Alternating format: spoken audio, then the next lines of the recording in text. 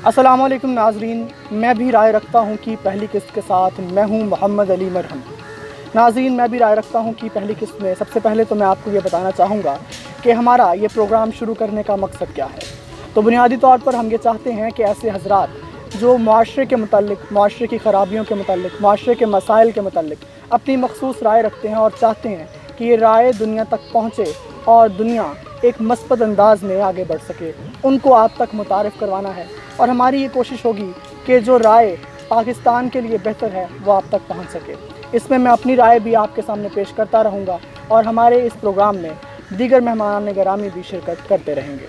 नाज़रीन, आज का मौजू है फ़िरका वारियत। नाज़रीन, आपने देखा कि गुज़िश्ता मुहर्रम में पाकिस्तान में फ़िरका वारियत की एक नई लहर ने जन्म लिया और इस लहर के नतीजे में मुख्तलिफ़ फ़िरका वाराना फ़सादात को हवा मिली। इस मौजू पर गुफ्तगू करने के लिए मैंने अपने इंतहाई काबिल दोस्त जनाब हुस्नैन अली कादरी साहब, अस्सलाम वालेकुम। वालेकुम अस्सलाम व रहमतुल्लाहि व बरकातहू। क्या हवाले हैं आपके? अल्लाह का बहुत शुक्र है। अच्छा हुस्नैन साहब, मेरा ख़्याल है कि हम बाकायदा आगाज़ करते हैं। तो सबसे पहला मेरा ये सवाल है कि ये जो फ़िरका वारियत की नई लहर पाकिस्तान में आप देखने को इस दफ़ा मुहर्रम में मिली है, आप क्या समझते हैं कि इसके पीछे कौन से अनासर हैं जो चाहते हैं कि पाकिस्तान में फ़िरका वारियत फिर से जो है वो परवान चढ़े? अलीम भाई देखें, ये ना कुछ लोग जो मतलब कि आप समझ लें कि अमेरिका के हवाले से ले लें और कुछ दीगर जो ममालिक हैं, जो बड़े ममालिक हैं, जो ये नहीं चाहते कि पाकिस्तान में अमन व सलामती हो। बिल्कुल। वहाँ से कुछ उलमा कराम जो हमारे हैं उन्हें फ़ंड आता है कि ये स्टेज पर ये बातें की जाएं, वो चीज़ें की जाएं जिससे इनके अंदर फ़िरके बढ़ जाएं, इनके इख्तलाफात ज़्यादा हो जाएं। तो वो चीज़ वो करते हैं, उन्हें इस चीज़ के पैसे भी मिलते हैं और दाद भी इसी चीज़ की मिलती है। और हमारे सुनने वाले जो हाज़रीन हैं वो इस चीज़ को पसंद करते हैं कि उनको ऐसी बुरी बातों पर, ऐसी बुरी बातें सुनाई जाएं कि वो वाह वाह करें इस चीज़ पर। बिल्कुल। और जो हमारे मतलब कि आइमा कराम ने जो चीज़ें लिख दी हैं, बता दी हैं, वो ये बयान नहीं करते मेंबरों को।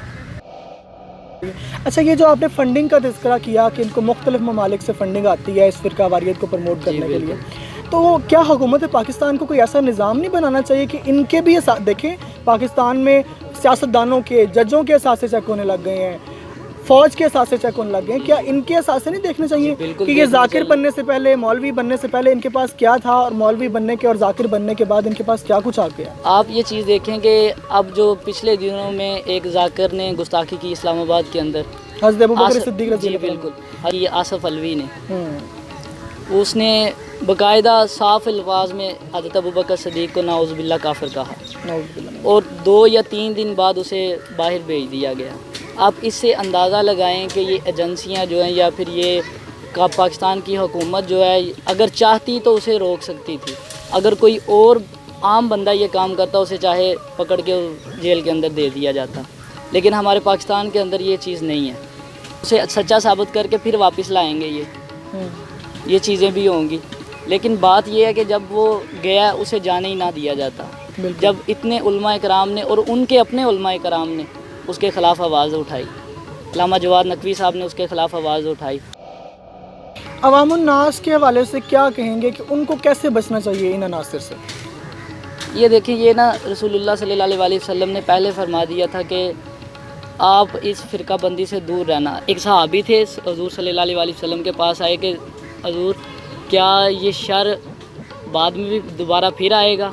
हज़ूर सल्लल्लाहु अलैहि वसल्लम ने फरमाया, आएगा और ये दोज़ख के दरवाज़े तक लेके जाएगा, दोज़ख के दरवाज़े तक लेके जाएगा और लोग इनके साथ जाएंगे। फिर उन्होंने फरमाया कि हमें इनसे कैसे बच सकते हैं, हमें इनकी निशानियां बताएं। फरमाया, एक मुसलमान की जमात होगी, मुसलमान की जमात होगी, तुम उनका दामन थाम के रखना। फरमाया, अगर मुसलमान की कोई जमात ना हुई, फरमाया इनसे अलहदा हो जाना, किसी जंगल में चले जाना, चाहे तुम्हें पत्तों की टहनियाँ खाकर गुजारा करना पड़े, यहाँ तक कि तुम्हारी मौत आ जाए।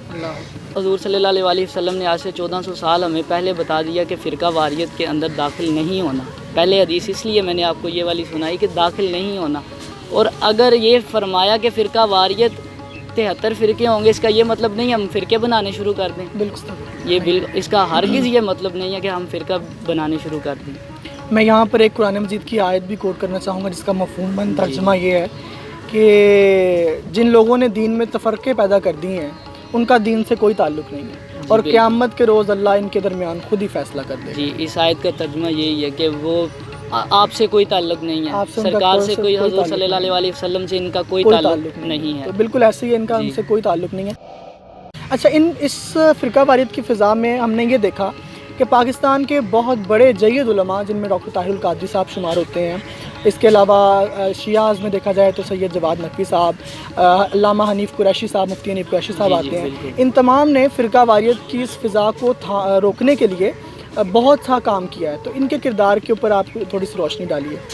دیکھیے، یہ جو علماء کرام ہیں نا ہمارے بڑے بڑے، یہ آپ نے ذکر کیا علامہ طاہر القادری صاحب کا۔ جی، علامہ طاہر القادری صاحب سٹیج پہ اگر کوئی بیان کرتے ہیں، ہم نے آج تک کوئی اختلافی بات نہیں سنی۔ بالکل ایسے ہی۔ اگر کوئی موضوع آ گیا، کسی کے پرچار کرنے والے لوگ اٹھ پڑے ہیں جن کا ذکر کرنا بھی مطلب کہ کہیں نہیں تھا، کسی ائمہ کرام نے نہیں کیا، اور آج لوگ اٹھ کے ان کے نعرے لگانے شروع کر دیں، ان کا ذکر کرنا شروع کر دیں، ان کے قصیدے پڑھنے شروع کر دیں، ایسی چیز اگر ہو تو علامہ طاہر القادری صاحب نے اپنا موقف ضرور پیش کیا، لیکن کسی عالم دین کو گالی نہیں دی، کسی کو کچھ نہیں کہا۔ حالانکہ ان کو گالیاں دی گئیں، ان کو بہت سی گالیاں دی گئی۔ نے بات کی علامہ جواد نقوی صاحب کی، علامہ جواد نقوی صاحب کے اگر آپ بیانات سنیں نا تو وہ لگتا ہی نہیں ہے کہ کبھی کسی صحابی کی گستاخی کر سکتے ہیں، ایسے ہی۔ بالکل نہیں لگے گا آپ کو۔ اور بھی بہت سے علماء کرام ہیں، آپ علامہ طارق جمیل صاحب کی بات کر لیں۔ بالکل ایسا۔ مولانا اسحاق صاحب کا اس میں تذکرہ کرنا بڑا ضروری ہے۔ مولانا اسحاق صاحب نے اہل بیت پر کیا کہنے، ان کے کتنے اچھے بیانات ہیں، ان کے اگر یوٹیوب کھول کے ان کو سنا۔ اچھا، آپ نے بات کی کہ وہ شخصیات جنہیں گزشتہ دور کے ائمہ نے تذکرہ اچھے الفاظ میں نہیں کیا یا کیا ہی نہیں ہے، وہ شخصیات آج کل جو ہے وہ ممبر پر فضیلت ان کی بیان کی جاتی ہے۔ ابھی ریسنٹلی جو ایک ریلی کراچی میں نکالی گئی، اس میں یزید کے حوالے سے کچھ نعرہ بازی کی گئی۔ یزید کی شخصیت تو ایسی شخصیت ہے جو میرا خیال ہے کہ اہل سنت کے تمام فرقے اور اہل تشیع میں بھی اسے متنازع شخصیت ہی تسلیم کیا جاتا ہے، مانا جاتا ہے۔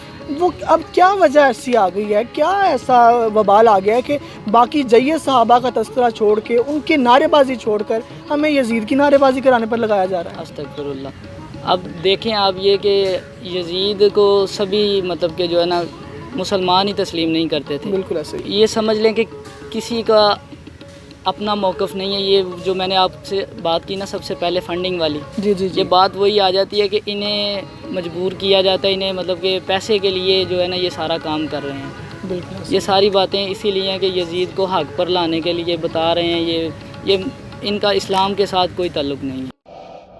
سرکاری سطح پر اب کیا ایسا کام ہونا چاہیے کہ پاکستان کے اندر اتحاد کی جو فضا ہے وہ بنے، وہ برقرار رہے؟ حکومت کو کیا کرنا چاہیے اس معاملے میں؟ جی، بہت اچھا سوال اس پہ آپ کا۔ حکومت کو اس پہ بہت سے اقدامات کرنے چاہیے۔ اگر کوئی اسٹیج پر ممبر پر کسی کی گستاخی کرے، اسے سخت سے سخت سزا دی جائے۔ حسین بھائی، قانون تو موجود ہیں، جی، عمل درآمد تو کروائیں نا۔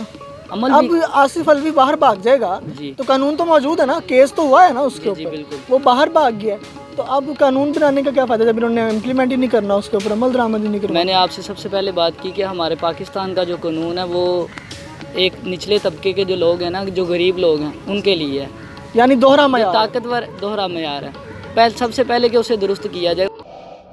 اچھا، عوام الناس جو ہیں وہ اصل دلائل سے واقف نہیں ہوتے۔ دلائل کی دنیا ویسے بھی بہت وسیع ہے، اس میں مختلف دلائل دیے جا سکتے ہیں۔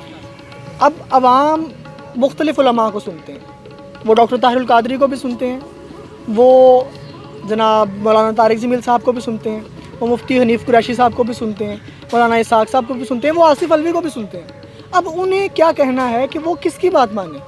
ان کے نزدیک تو سبھی علماء ہیں۔ جیسے آپ نے کہا کہ ہمارے جو علماء کرام ہیں نا، جنہیں لوگ سنتے ہیں، انہیں چاہیے کہ جیسے کہ اب آصف الوی نے گستاخی کی اور علامہ جواد نقوی صاحب نے کہا کہ یہ ہم میں سے نہیں ہے، بالکل نشاندہی ہو گئی۔